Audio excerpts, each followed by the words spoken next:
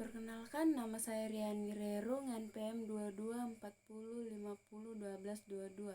Saya dari Lokal A5 semester 3, Fakultas Hukum Universitas Borneo Tarakan.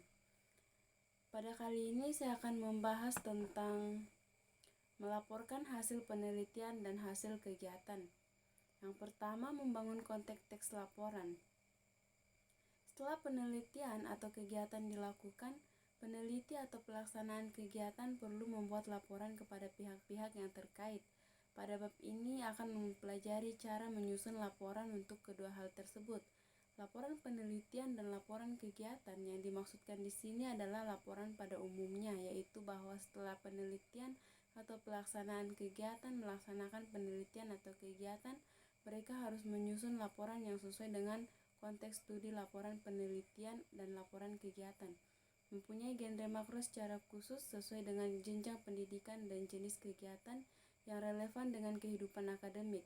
Laporan penelitian dapat disusun dengan genre makro skripsi untuk jenjang sarjana, tesis untuk jenjang S2, dan disertasi untuk jenjang S3. Selain itu, laporan penelitian juga dapat dikatakan dengan genre makro artikel ilmiah, sedangkan pada laporan kegiatan tidak disusun berdasarkan penelitian tetapi berdasarkan kegiatan. Misalnya latihan kerja, magang, seminar, lokarya, pentas seni, dan kegiatan kemahasiswaan lainnya. Pada jenjang D3, mahasiswa diharuskan untuk menulis tugas akhir sebagai syarat kelulusan yang berdasarkan pada kegiatan studi yang pada umumnya berupa latihan kerja. Dengan demikian, terdapat dua jenis laporan kegiatan, yaitu laporan kegiatan secara umum dan laporan kegiatan berupa TA. Adapun yang kedua, yaitu menelusuri model dan menganalisis teks laporan. Melaporkan hasil penelitian atau hasil kegiatan termasuk pengolahan dan analisis data dalam bentuk tulisan. Dalam penulisan laporan, penting sekali peneliti untuk memperbaiki dari segi kebahasaan dengan formulasi bahasa yang sesuai agar laporan peneliti mudah dipahami.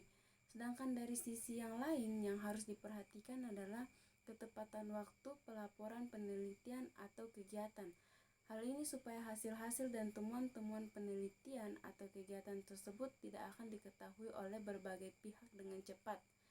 Selain itu, apabila penulisan dengan publikasi penelitian atau kegiatan segera dilakukan, manfaat teoritis dan praktis penelitian atau kegiatan itu juga dapat segera dirasakan manfaatnya baik sebagai referensi, dasar pemikiran atau pijakan penelitian.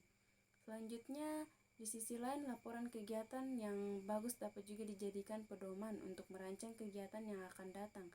Kekurangan yang ada pada kegiatan yang dilaporkan dapat menjadikan pelajaran yang berharga dalam melaksanakan kegiatan yang lain.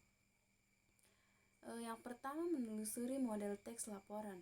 Laporan penelitian dan laporan kegiatan disusun menurut struktur teks tertentu. Struktur teks itu terdiri atas tahapan-tahapan yang direalisasikan oleh genre mikro, yang sesuai dengan isi dan fungsi tahapan-tahapan tersebut. Adapun yang kedua, menganalisis hubungan genre pada setiap tahapan teks laporan. Dapat dikatakan gambaran tentang sebagian isi laporan penelitian dan laporan kegiatan. Bagian-bagian tertentu pada laporan mengandung isi yang sama dengan proposal. Genre laporan penelitian. Adapun langkah-langkahnya, yang pertama yaitu abstrak. Abstrak menjadi bagian penting dalam laporan penelitian sebagai sebuah ringkasan. Abstrak berfungsi untuk menjelaskan keseluruhan isi penelitian, meliputi masalah yang diteliti atau tujuan penelitian, metodologi penelitian, temuan yang dihasilkan dan pembahasan, kesimpulan, implikasi, dan saran. Melalui abstrak, pembaca dapat mengetahui gambaran umum tentang suatu penelitian. Yang kedua, pendahuluan. Pada laporan penelitian, pendahuluan merupakan tahapan yang berfungsi untuk menyatakan latar belakang penelitian yang telah dilaksanakan, permasalahan yang diteliti, tujuan penelitian, dan manfaat penelitian. Yang ketiga, landasan teori dan tinjauan pustaka.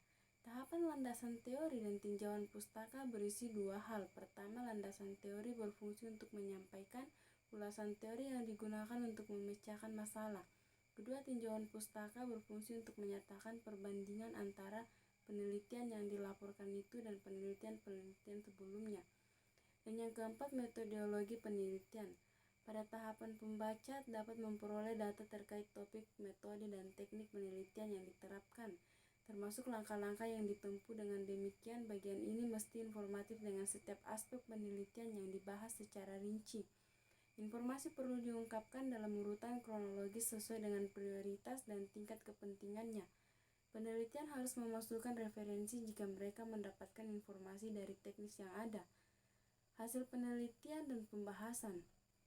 Tahapan hasil penelitian dan pembahasan terdiri atas dua hal yang berbeda. Akan tetapi dalam laporan penelitian dijadikan satu bab dinamakan hasil penelitian dan pembahasan, atau dijadikan dua bab genre mikro yang digunakan untuk mengungkapkan tahapan hasil penelitian dan pembahasan ialah deskripsi.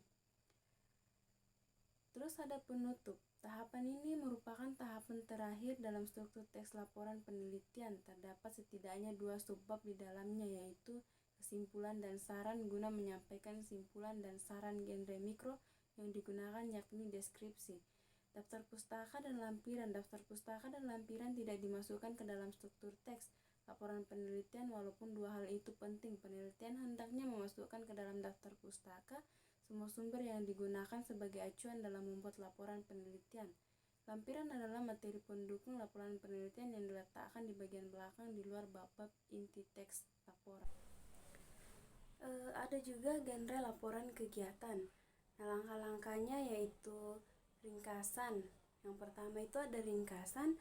Ringkasan dan abstrak itu sama, namun abstrak laporan kegiatan lebih cocok dibandingkan ringkasan karena lebih merupakan intisari dari seluruh kegiatan. Ringkasan laporan kegiatan itu mengandung unsur yang pertama tujuan kegiatan, yang kedua deskripsi kegiatan, pelaksanaan kegiatan, dan keempat saran. Ada juga pendahuluan. Pendahuluan ini berfungsi untuk menyampaikan latar belakang kegiatan yang telah dilaksanakan, gambaran tentang jenis dan bentuk kegiatan, tujuan, manfaat, serta strategi untuk melaksanakan kegiatan. Genre yang digunakan adalah deskripsi atau meliputi eksposisi yang mana untuk memaparkan jenis dan bentuk kegiatan beserta tujuan, manfaat, serta strategi. Dan yang ketiga ada deskripsi kegiatan. Tahapan ini berisi paparan tentang nama, lokasi, waktu, dan pelaksanaan dalam kegiatan. Untuk memaparkan semua itu, genre mikro yang digunakan adalah deskripsi. Ada pelaksanaan. Tahapan ini berisi rangkaian tata cara pelaksana kegiatan yang berfungsi untuk menguraikan kegiatan yang dilakukan, strategi dalam melaksanakan kegiatan, kendala yang dihadapi, dan langkah-langkah dalam mengatasinya. Genre mikro yang digunakan adalah deskripsi atau meliputi prosedur dan cerita ulang. Dan yang terakhir ada penutup. Tahapan penutup ini berisi pernyataan simpulan bahwa kegiatan yang dimaksud telah dilakukan dengan baik dan bermanfaat, atau di sisi lain berisi saran untuk memperbaiki kegiatan yang akan datang.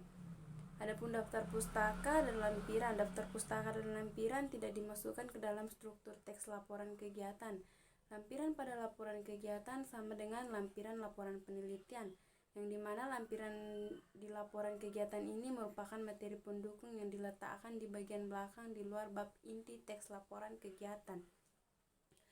Adapun ciri-cirinya, yang pertama ringkas atau padat. Laporan yang ditulis hanya berisi hal pokok secara ringkas. Yang kedua lengkap. Laporan yang berisi aspek-aspek yang diteliti atau yang dilakukan dengan didukung oleh sumber kepustakaan yang memadai.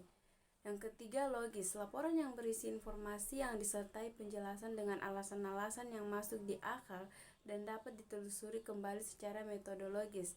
Yang keempat ada sistematis. Laporan disusun menurut struktur teks yang mengandung tahapan-tahapan yang berurutan dan menunjukkan satuan-satuan yang saling berhubungan. Adapun yang terakhir yaitu fungsi. Yang pertama, fungsi informatif. Laporan digunakan sebagai sumber informasi bagi pembaca. Yang kedua, fungsi pertanggungjawaban. Laporan merupakan bentuk pertanggungjawaban dari peneliti atau pelaksana kegiatan kepada pihak terkait. Yang ketiga, ada fungsi pengawasan. Laporan dapat menjadi saran untuk melakukan pengawasan kepada peneliti atau pelaksanaan kegiatan. Sekian pembahasan saya, terima kasih.